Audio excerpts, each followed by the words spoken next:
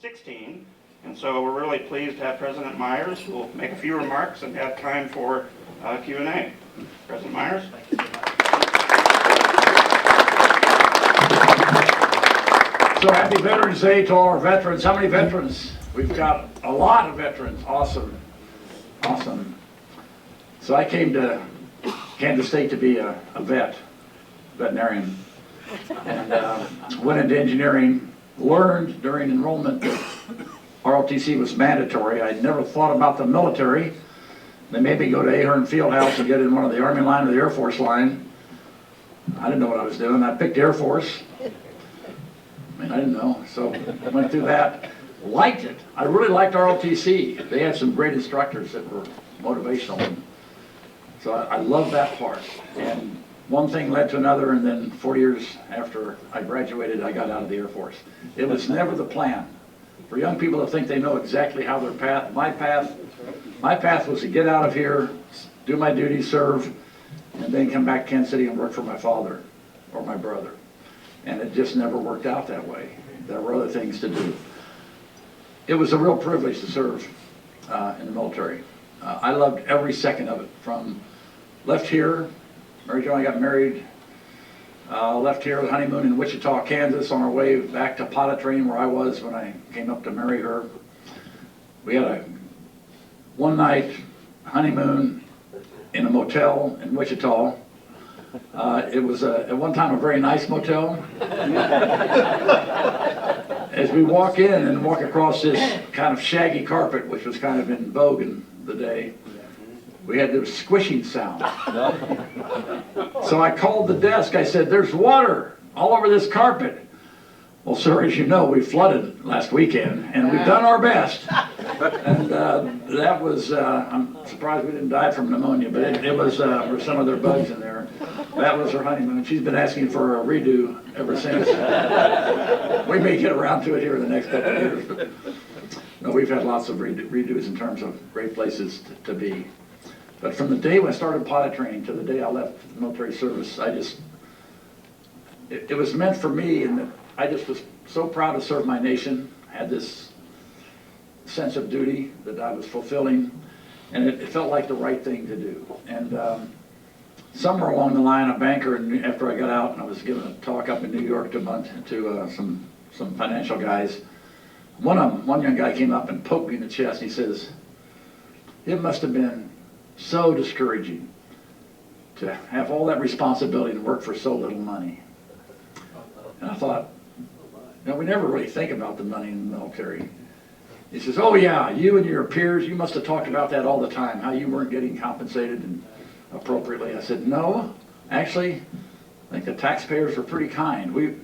As a 4-star general, it was good money. We put kids through college. Wasn't a problem." He says, no. And about that time, the guest arrived and we had to go, and I had to go work. I was walking home that night and I was thinking, what motivated that individual had to be his end-of-year bonus check. And that's not what motivates people in the military. If you're in the military very long, you think you're earning money, make a lot of money, build some family wealth, you're probably in the wrong business. But we made enough, at least I felt.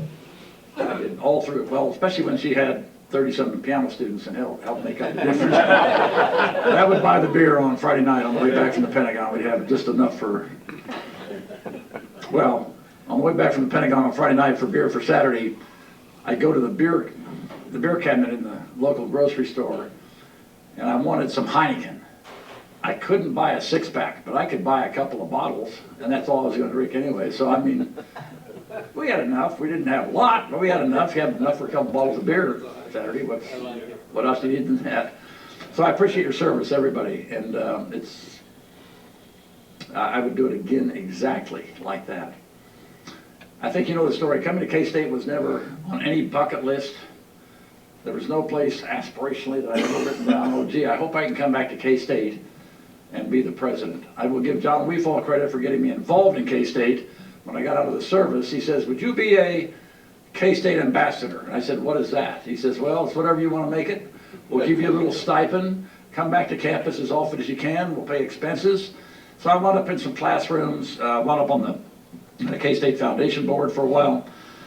No intention of ever coming back, as you probably know. And then something magical happened in August of 2016. So they announced me in April of 2016. Kirk Schultz leaves in May. I'm trying to get rid of things that I was doing because I had not intended to be the interim.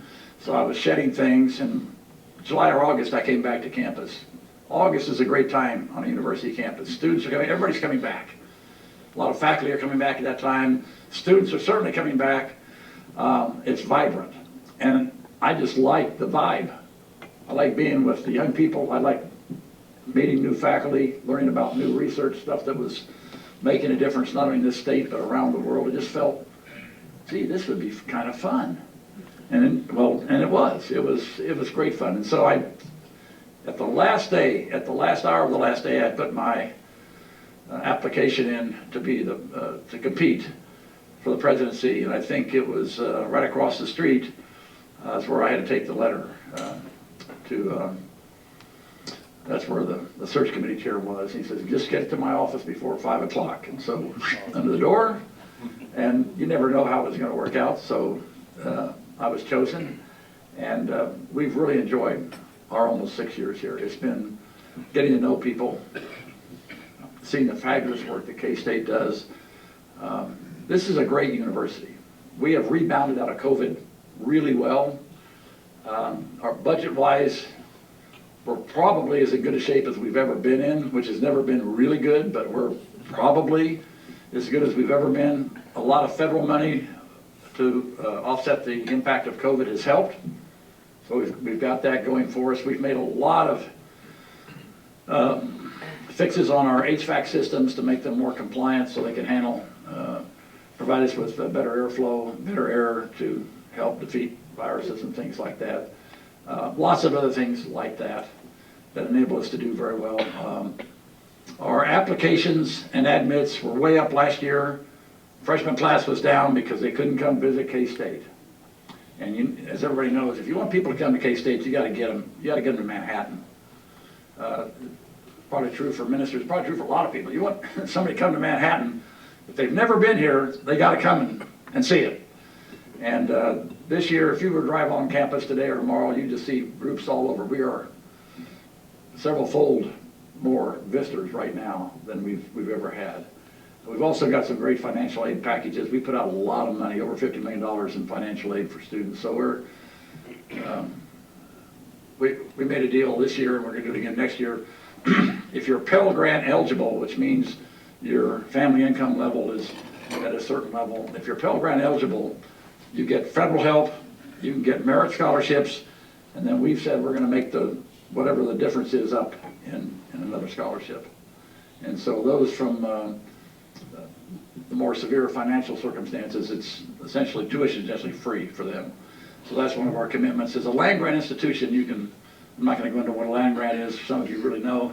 Some of you probably don't know as much, but access was why the Morrill Act was one of the reasons the Morrill Act was put into law. And so we take that very seriously here in Kansas. And we've got to attract those families that have children. Maybe they didn't go to college or university, but their children should. And it changes the whole course of that family. And we've got a lot of those folks in Kansas, immigrants coming into southwestern Kansas, lots of folks in Kansas City, Kansas, Wichita, that need a chance. And we've got to provide that. And financial aid can be part of that. I'll just make one other comment. Anybody go to the KU game last? This is not KU bashing, by the way. Yeah. Okay. So Doug Gerard is the chancellor down there, and we've worked really hard together, thinking that if we approach the legislature arm in arm, advocating for higher education, not advocating for KU or K-State, trying to make a difference in how the legislature perceives higher education, that we would be more successful. I don't know if we were or not, but I think it makes a difference when the two big universities, the two big R1, the highest level research universities in the state, go together and talk about higher education, not talking about what we need in Lawrence or Manhattan. At the reception for the Sunflower Showdown, there's always a reception with the governors there and administrators from both schools, some of her cabinet folks, and legislators. Doug presented me with a nameplate, and it says President Richard Myers, and on one end it has a Jayhawk, and on the other end it has a Wildcat, and it was a plank out of one of the old floors out of Allen Fieldhouse. Now, it's pretty cool. It was handmade by one of the folks there at KU, and I really appreciated that. It was a very nice thing for Doug to do. And then later on, as the game gets going, he said, stay right here. And so maybe you saw it, first time out in the first quarter, they brought me on the field, Doug and I. We had to stand next to the baby Jayhawk and big Jayhawk. And they went through a little bit about my career and president of K-State, and the whole stadium stood up and applauded. And I think it says a lot about Kansas and a lot about civility that I didn't have to wash my suit after I. That it was a very nice moment for Kansas, and the governor wasn't there. She was actually attending a funeral. She was in the locker room later. She came later to present the trophy, and she talked about that. Mary Jo talked to her about what had happened on the field, and she kind of springboarded off that and used that as an example of what makes Kansas a special place. And then one last comment, and we'll throw it open to Q&A. We feel very fortunate to have found this church home when we came to Kansas. And Troy got ahead of the game before we even showed up. We had a letter from the minister saying, hey, we know your family used to go here and you might want to think about it. And, you know, okay, whatever. And, well, you know, hadn't lived in Manhattan, what did I know? We were married in this church. Well, by the church. We were actually married in the chapel on campus, but and then we started coming to church. This is going to be one of the hardest things to replace. A lot of things will be easy to replace. This will not be hard to replace. Finding the right church family is hard, at least it is for me and Mary Jo and me. So we'll see how that goes. I know they have some Methodist churches back in Spotsylvania County, Virginia, and we'll just try to find one that has a feel and a warmth and a pastor like this one. So it was a real delight, one of the big delights of coming to Manhattan, Kansas. So with that, Q&A. Yes. How was the transition from the military community to the academic community? So I think it was pretty easy, but I had a couple assumptions. One is I don't know anything about the academic community. So I'd been in classrooms in several of the colleges as guest participants for quite some time. I knew some faculty, but I also I didn't know a lot about academia. And so when you don't know, you probably ought to just keep your mouth shut and learn, right? So that was my attitude. I don't know if I did a good job of that, and then I relied heavily on the provost as the chief academic officer, and that was April Mason for a while, and then Chuck Tabor. So you just lean on, you realize that's not your area of expertise. I'm not a scholar. I'm a kind of a little different kind of president, perhaps more common these days, but a little bit different kind. So let the scholars and the academic folks lead that part. I have suggestions. Sometimes I talk about we're moving too slow. I'll make my little advertisement now.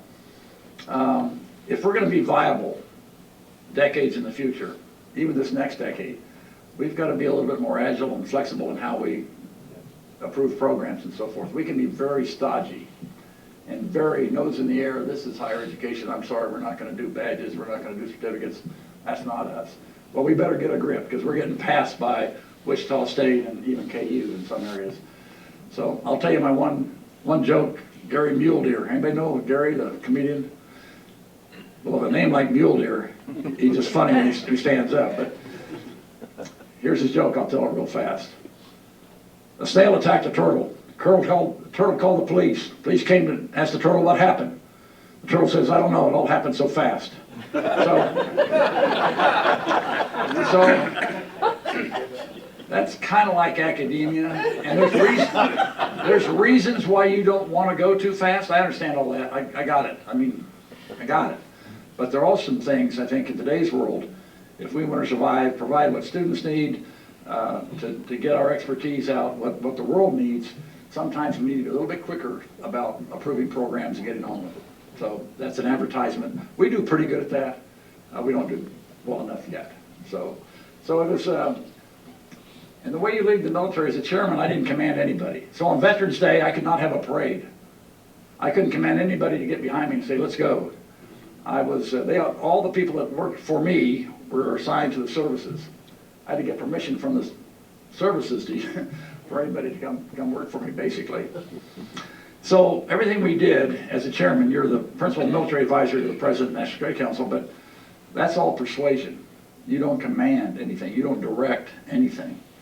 All the deployment orders that some of you have been victim to by the chairman, those all have to be approved by the secretary. They're communicated. I recommend to the secretary, he approves, and we publish them. But that's all, it's all persuasion. That's what it's like on a well-run university campus. That's what it's like too, because we do shared governance here. So everybody has an input. All the various governance groups have input. And that's a good thing. That's something I was very comfortable with. I think anybody leading a big organization, you ought to be comfortable with getting lots of input, some of which you'll take, some of which but you ought to listen to it all. And so you then can make the best decision. And I think we've done a good job of that here.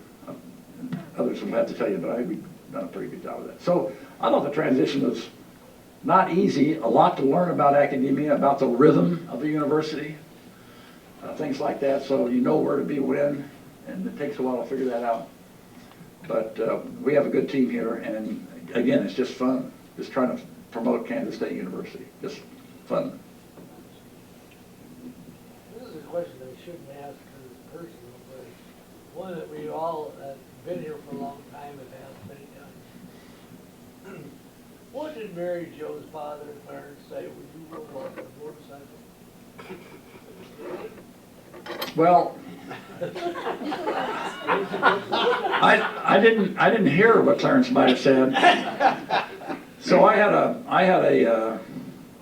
kind of a dirt bike, racing bike. So for a couple of races, I had a 250cc Ducati set up for motocross, and I fancied myself a racer. And after 2 races, after never making the second corner and winding up in a cornfield somewhere, I said, I'm not very good at this.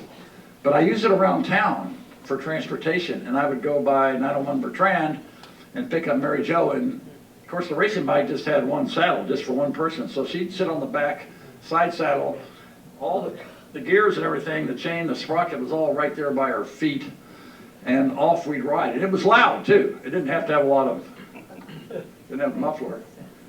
And I don't know, that's stupid, right? And her parents would watch us ride off, and why they let us do that, I do not know. So I don't know what Clarence would say. Her mother kind of said, go for it. She was Marie was go for it lady. Clarence a little more stayed, and he probably had some comments. He never made them to me.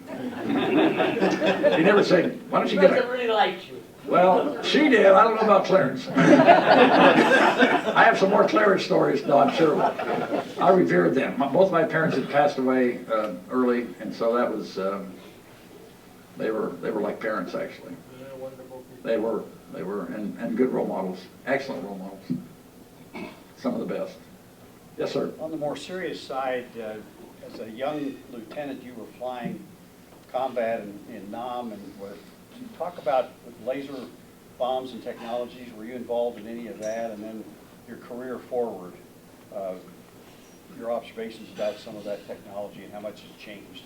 So in Vietnam, the laser-guided weapons were just coming into the inventory. They were in short supply. At my base, we didn't have that capability. We were at Udor, and at Ubon, they had that capability. But as a fast fact, where we flew as an F-4 marking targets, sometimes we'd be assigned a flight of fighters that had them. And they were particularly good at destroying enemy gun pits. And so part of the routes where we were trying to destroy supplies, trying to get down south for the Viet Cong and for the North Vietnamese, those guns would interrupt the aircraft trying to do that. And one of our jobs as a fast fact was to find those gun pits. Easiest way to find them is to fly by and watch them shoot at you, and then you can kind of circle back and say, okay, And then if you had these laser guided guys standing by, say, okay, bring them in. Okay, do you see that road intersection down there? Do you see that little pit off to the north about 50 meters? Okay, hit that. And then they put a laser right on it.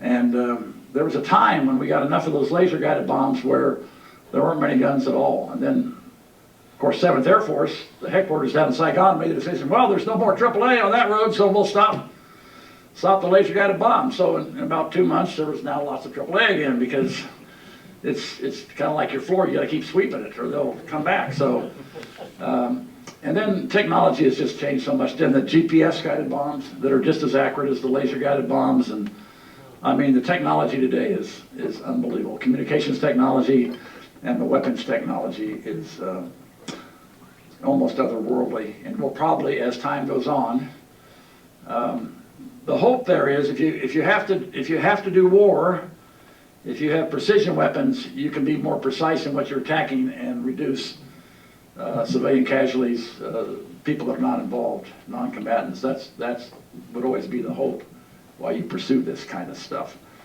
I don't know where else to go with that. It's remarkable. I'm probably so far out of date these days, although I try to keep up with it, of course. Yes, sir. On 9/11, you were the vice chairman. Mm-hmm. The chairman was not in D.C. Mm-hmm. Did you share your reflections on that day? So it was, I was going to Capitol Hill to meet with Senator Max Cleland, who just passed away. Yeah. Vietnam veteran, really a great man, paraplegic from his Vietnam days. And I was going to his office, and what you do before you go for a hearing in front of this full Senate Armed Services Committee is you meet with the individual members and see if there are any issues that they'd like to talk about in private before you get out in the committee with all the lights and the cameras rolling. And so that was what I was going to do that morning. Went over there, walked in the office. First tower had been hit. It was on TV, and nobody knew what had happened. So there wasn't, at that point, it wasn't too suspicious. Went in and started the meeting with Senator Cleland, and they came running and said, second tower's been hit. And okay, now we know something's pretty serious. Went out to the anteroom, had a call from General Ed Eberhart. Ed was the commander then of North American Air Space Defense Command in Colorado Springs. He says, and we're old friends, he says, Dick, we've got a airspace system full of aircraft, some of which we don't know if they're friends, foes, have been hijacked or not. We can't tell. So I'm going to use an authority that NORAD has had for many years, since its inception. We're just going to land everybody, and we'll sort it out on the ground. So if you were flying on 9/11 that morning and on the way somewhere, you probably landed somewhere you weren't intending to go, probably couldn't get a rental car, and probably had to hunker down for a day or two while things settled out. That's how it worked out. But that's what he did, and everybody landed. Then I made my way back to the Pentagon. The National Military Command Center was still up and running, so that's where I went. They were evacuating the Pentagon, but some of us were going to go into the NMCC because that's where they had the people and the processes and the communications to start what happened. And just that day was one of lots of ambiguity. There's a bomb in front of the State Department. We check it out. No, there's not. There's an airplane coming in from so-and-so. No, it's not. And going through that kind of stuff. Flight 93 coming in from Pennsylvania. That one we could react to, and it looked like it was hijacked, looked like it was headed towards Washington, D.C. We started some interceptors toward it, but it crashed before it got there in Shanksville, Pennsylvania, in a field. And that's, you remember, that's Let's Roll. And their flight was delayed, and they knew what was happening. They had gotten information before they even got here, so they knew they were being hijacked, and they rushed the cockpit, and it crashed. Mary Jo is the sponsor of the ship that's named for that event, the USS Somerset. It was Somerset County, Pennsylvania, so she is the sponsor of that U.S. Navy ship. They named the ship the USS Arlington, where the Pentagon is, which was struck, and USS New York. All the same class of ship, LPDs, which take Marines around, float around the world. So anyway, and she was just up in Shanksville for the ceremony at this anniversary, and President Bush and Laura Bush were up there as well. And so the day ended. in a very, went to my closet to get out my jacket, and the closet just was a lot smokier than the room. I guess it accumulated in there just from the fire in the Pentagon. And the thought was, well, I better take all these uniforms home and get them cleaned. Then my second thought was, no, we got surprised today. And I don't ever want to forget that feeling of being surprised and not ready. And so I just walked around in a smoky uniform for a couple of weeks, just as a memory of what had happened that day and all the people that were lost on 9/11. 59, 60 years ago, you were one of my cadet drill instructors in ROTC. And I had my voice was a lot stronger then. I think I made it in ROTC because I had a loud command voice, and I read the drill manual. A lot of people didn't read it, but I read it, so I knew the commands. It set me apart immediately. And you were tall, that didn't hurt. Well, maybe being tall helped too. I loved ROTC. Colonel Ruggles was a great professor of air science. He did some things for me. My training report out of ROTC summer camp, which is an important part of your jacket, your portfolio, your personnel record as you go forward. The bottom line of mine said, Cadet Myers does not have much future as an Air Force officer. Now that could have crushed me, right?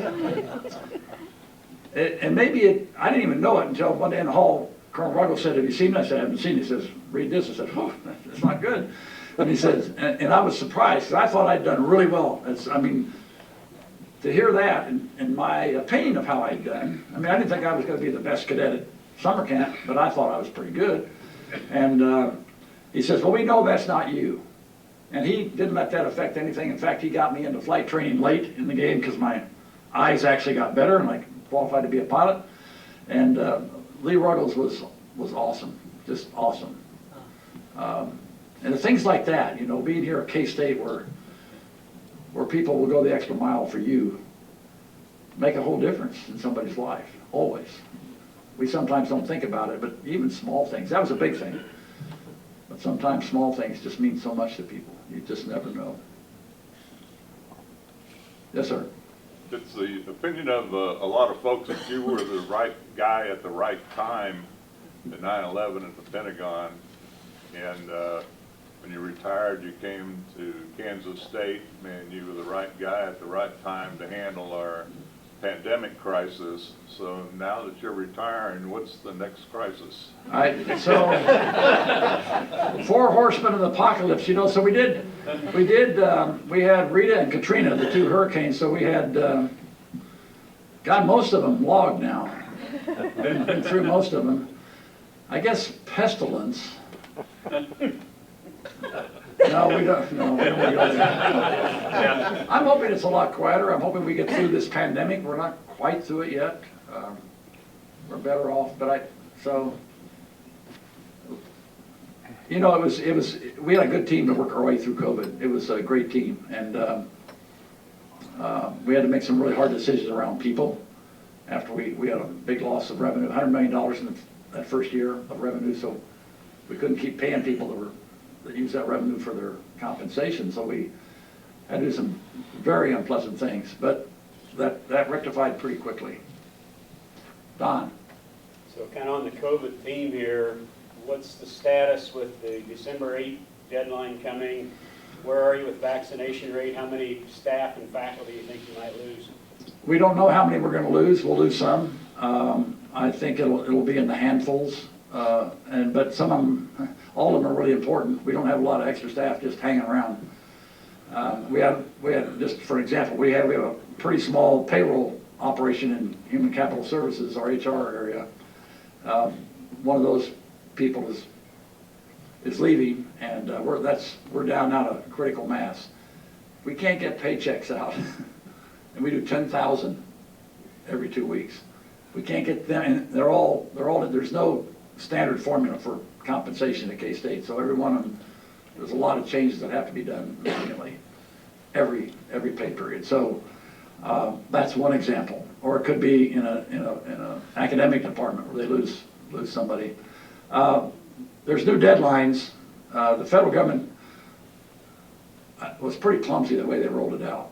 And they've been changing the rules ever since. So the federal executive order is a vaccine mandate for contractors with the U.S. government. And we are a contractor in several areas to the U.S. government. If we'd lose upwards of $40–50 million if we didn't comply. So we're complying. They've extended the deadline to January 4th with termination by January 9th. There's exemptions for religious exemption, and for medical. And we're using a third party for the religious exemption piece. And frankly, we haven't gotten as many of those as I thought we would. But so we don't know yet. It's been extended now to January, which makes a lot of sense. I was complaining right from the get-go. I said, we got to move this past Christmas. This is stupid, you know. So the federal government realized that. Well, OSHA came out with its own rules. They're being challenged in the Fifth Circuit, so we should stay on that. And they're not related to the EO directly. So we'll see how that plays out. If that challenge to that mandate is upheld, then maybe there'll be people challenging the executive order too. So in the meantime, we're about 80% on campus in general.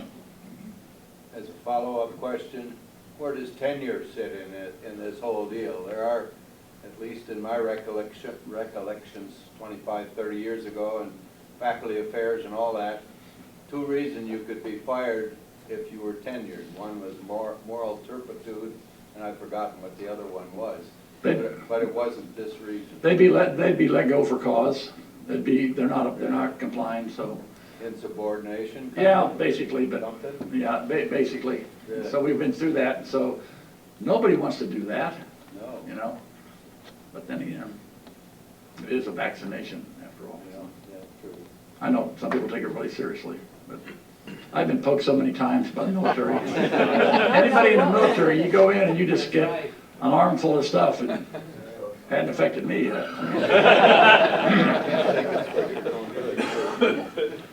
Yes, sir. Could you comment on the situation in the Middle East? Is there a solution that we can work for? Wow, we are out of time.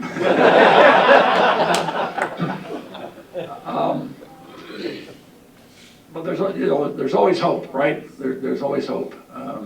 Just heard the other day that Iran is maybe interested in coming back to that nuclear agreement, which I think the world thinks is a good thing, to help them, give them incentive not to produce fissile material, which could be made into weapons. So that would be a really good thing. Afghanistan is a huge mess right now, and it'll take a long time to sort it out. I think the U.S. is going to have to work really hard on our credibility. That was not an impressive.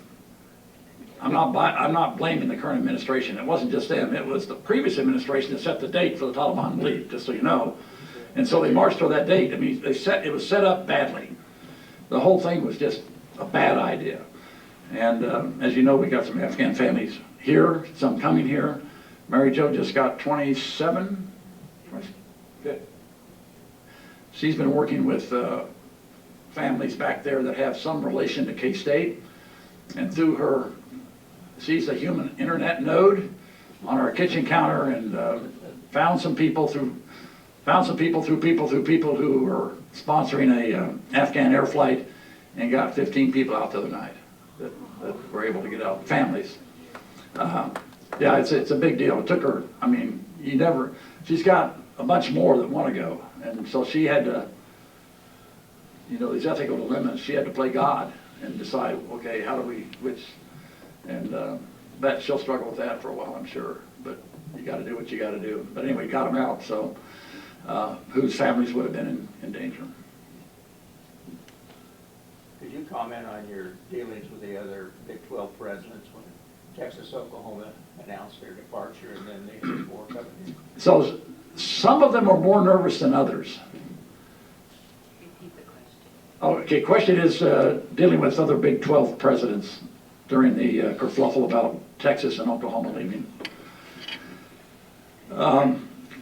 A couple of the presidents were really nervous. The way we were going to succeed as a Big 12 was to stay together. We had all the power if we stayed together as a conference. We have, the Big 12 has the rights till 2025 for Oklahoma and Texas content. We own all the rights. If we come apart, then Oklahoma and Texas get off scot-free. There's no one, they could leave early, all sorts of things. We had a couple of universities, one with a new president and one with an older president, but a very active fan base, donor base, that were putting a lot of pressure on them to do something. Working in our favor was one of the universities whose motto is guns up, trying to get into the Pac-12. I don't think the Pac-12 wants a university whose motto is guns up. Just me, sorry, do not record anyway. So they also just fired a really good football coach after we beat them a couple weeks ago. So, and God bless him, the president's a great guy. They're just under enormous pressure. So another thing about K-State, and we go through coaching ups and downs all the time in higher education at universities. Sometimes the fan base gets all exercised and, we all get emails. But the folks that provide most of our philanthropy for athletics don't get energized in that way. They don't get energized in that way. They don't put undue pressure on you. And I would talk to some of them. They said, you'll handle it, thank you. You got it. We're not going to try to. And that's when the animals start running the zoo turns chaotic. And at least at this point, we don't have that issue here at Kansas State University. So, and I appreciate that as a president. I didn't feel that kind of pressure. So we held together, and that was the point was we held together as a conference. The 4 new teams were the top 4 in terms of markets and quality that were out there on the market. There are other teams, but they either don't have the quality or they don't bring the market with them. And I'm pretty excited about these new schools. It'll be a new dimension for us. We do a lot of conferences around the Big 12, so whether it's academic or diversity or whatever it is, there'll be a lot of new ideas coming to us, I think, about with these new members. And they're all eager. I got ice cream from the University of Cincinnati. I got some tickets to Disney World from the University of Central Florida. That all goes to the front office, and anybody who wants them can have them, because we're probably illegal. Still waiting for something from BYU, maybe a ski pass, I don't know. I'm joking. But they're grateful too. They were eager, very eager. So I think for the moment it's pretty bright, actually, and fun. Probably ought to keep it. Oh, I'm sorry. One more question. Today's take on the next generation, it's easy for the media to spin negative things. From your perspective, and I think an advantage of living in Manhattan, Kansas is you're exposed to some of the great students from across our state that come here. Can you share any insight on that? That's a great question, and it's complex because they're all different. People, I think, generally understand this current generation is a very caring generation, one that has a proclivity for public service and so forth. But they've developed a lot of bad habits along the way, and so when you go around campus, Mary Jo and I be walking our dog around campus, you want to say hello to somebody, but they're always praying. They're always praying.